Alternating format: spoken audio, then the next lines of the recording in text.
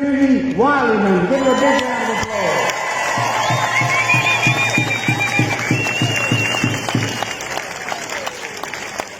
Well, how fantastic is this to see so many awake people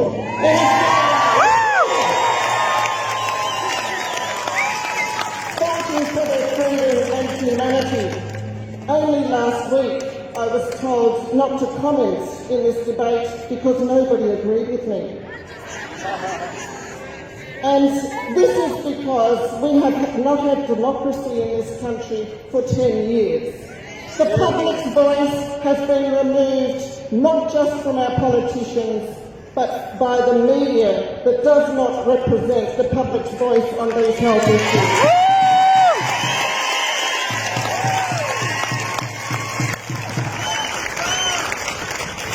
It is time for all Australians to stand up and say, what type of Australia do you want to live in? And this goes for our doctors, our nurses, our police and our politicians.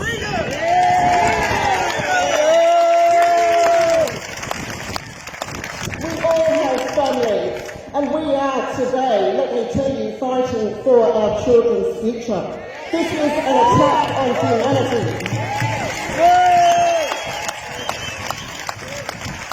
And it is an attack on humanity using pseudoscience. You will notice that every health directive that was brought in reversed the health protocols for promoting health in the community. I challenge any one of you to list a health directive that will improve someone's health that was brought in when they closed the borders and decided that putting the military on the borders would keep out a virus.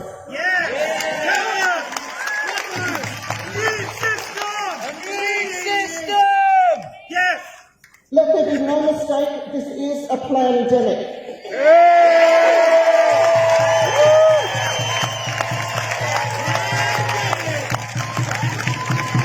And there has been no global pandemic.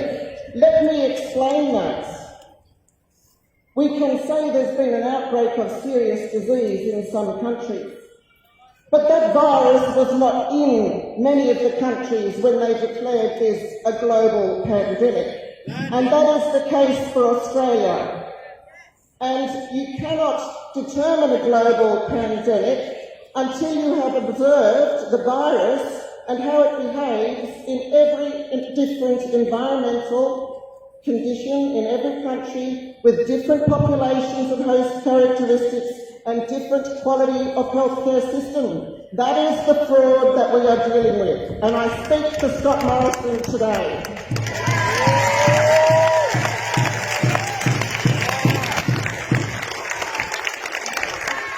We know that Scott Morrison has met with Bill Gates.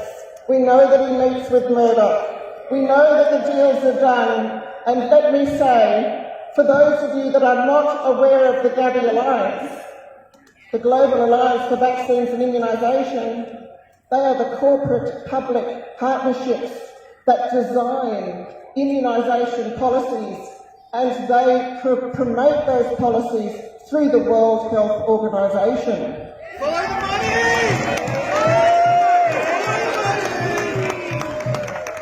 So not only does the Gavi Alliance design immunisation policy and recommend 16 vaccines to your children, which Mr Morrison has mandated for education,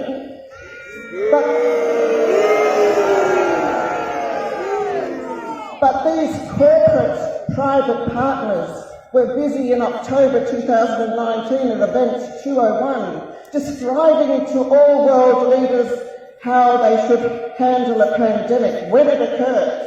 And lo and behold, by January 21st, Mr Morrison was pulling the trigger for his emergency powers.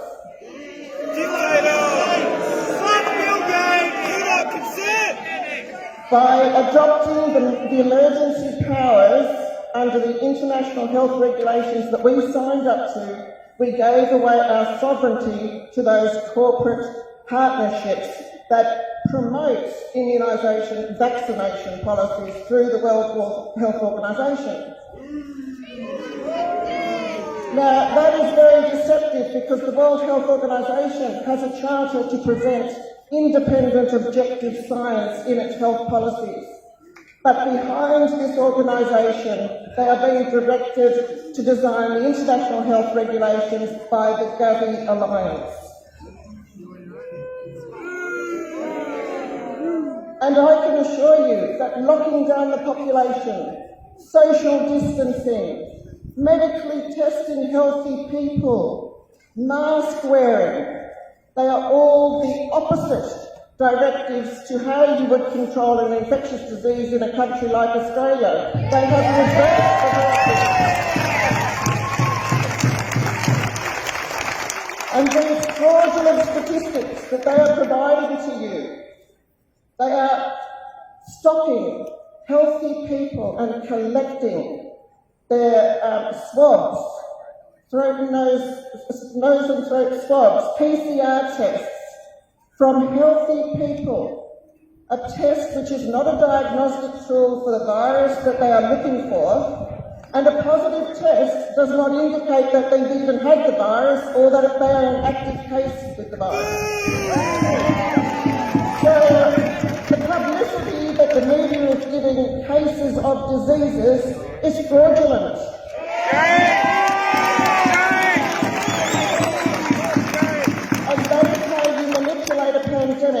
By manipulating the statistics to increase the incidence of one disease and appearance and to decrease the incidence of another disease. So we've noticed that this year, whilst COVID cases were rising, influenza cases and deaths were dropping. And the overall assessment from scientists all around the world is that this year's flu season has not been any stronger in most countries than in other years. Some countries have had a stronger flu season than others, but the overall mortality statistics are much the same. And we have no concerns about being threatened by a virus that is transmitting any more quickly in the community than other viruses. This virus was downplayed in March, on the 19th of March. So you do not have to be fearful to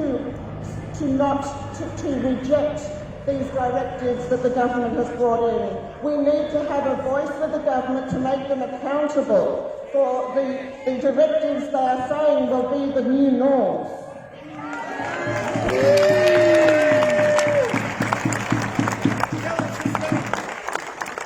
Point out to you that one thing that happened globally this year was that many countries mandated the flu vaccine for the first time this year in many countries, and the incidences of death occurred in the aged care facilities 2 or 3 weeks after the flu campaigns.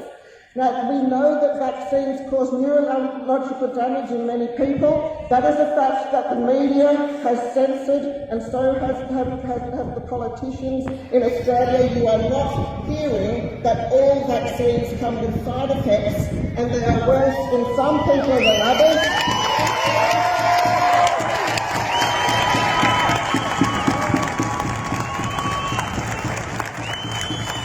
Due to your genetics.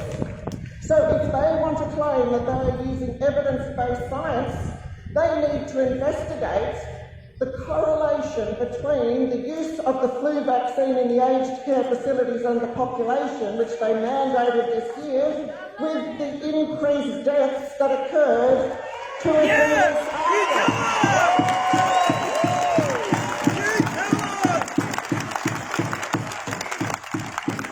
That is evidence-based medicine. And if you want to control an infectious disease in a country like Australia, then you isolate the sick people, not the healthy people.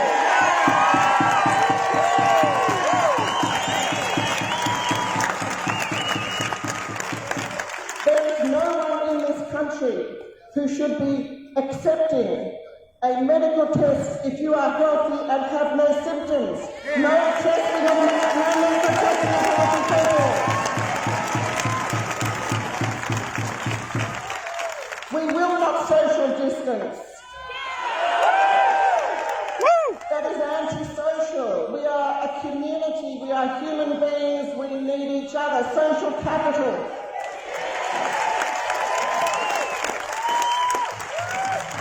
We have our elderly imprisoned in aged care facilities where many of us cannot visit them because we refuse to inject ourselves with chemicals.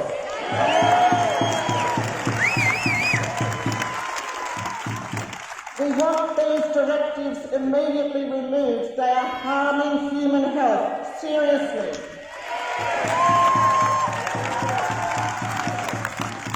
And I also say to Mr McGowan that we want our borders open.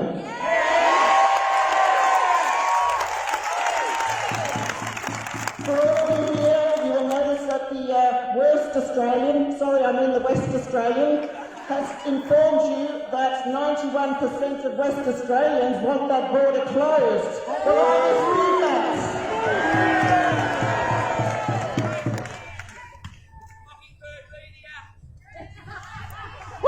We need to demand independent media. We have not had a media for 5 years at least.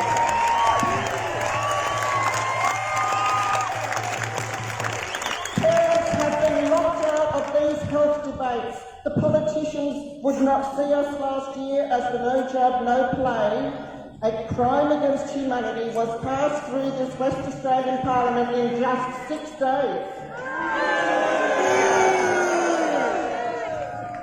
Not a single politician in West Australia stood up for fully informed consent to all medications. The Nuremberg Code. Medical ethics.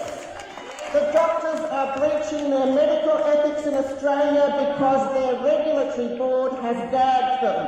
This needs to stop.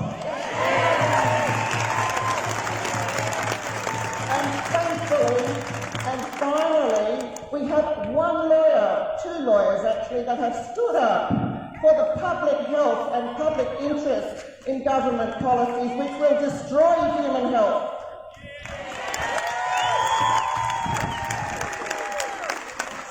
So stay strong with your convictions and try to direct your closed-mind friends who are reading the West Australians and who are watching the TV. Turn it off, enjoy life, nothing has changed.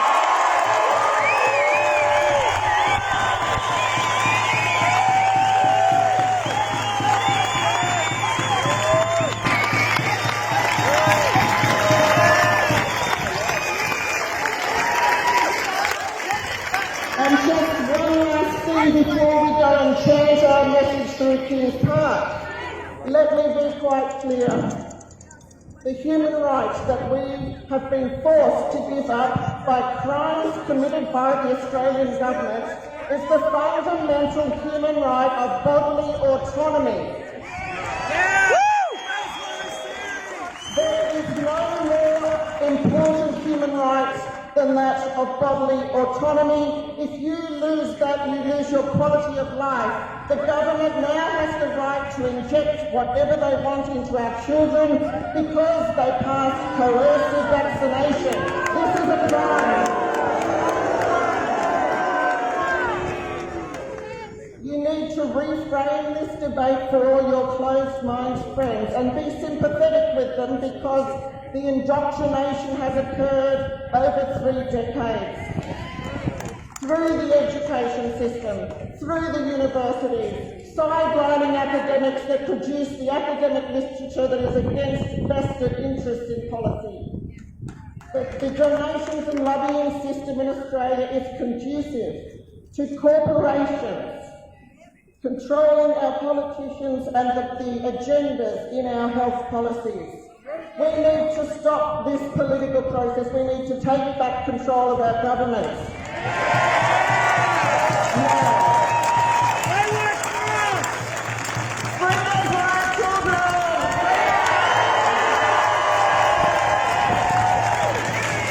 We have the change! We have the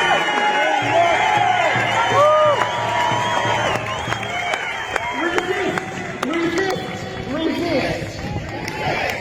Resist!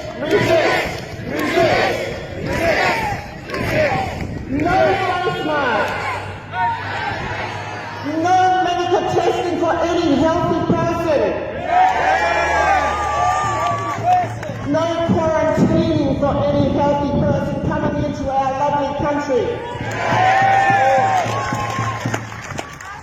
And remember, we are the many, they are the few.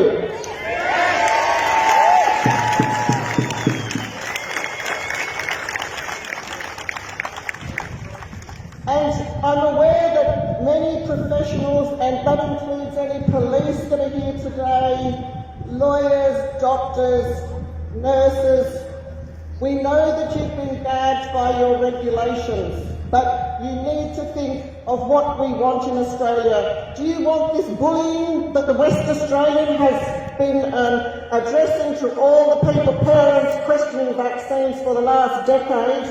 The West Australian has bullied and abused by labelling us simply as anti-vaxxers and conspiracy theorists. This is not good enough. Is that what you want, a divided Australia? The no job, no pay, no play policies have divided parents.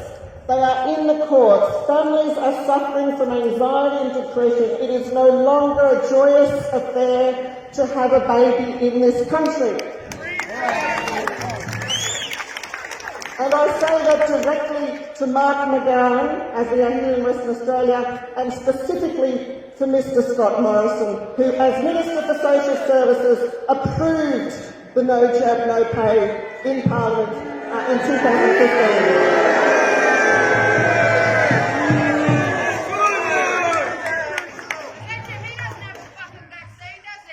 That is a crime against humanity. It is a breach of every international human rights covenant that Australia has ratified, not just signed up to.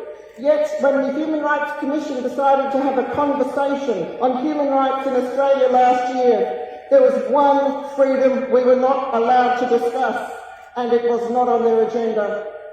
Medical freedom. Informed consent to all medication, that's what we stand for, and that gives us freedom.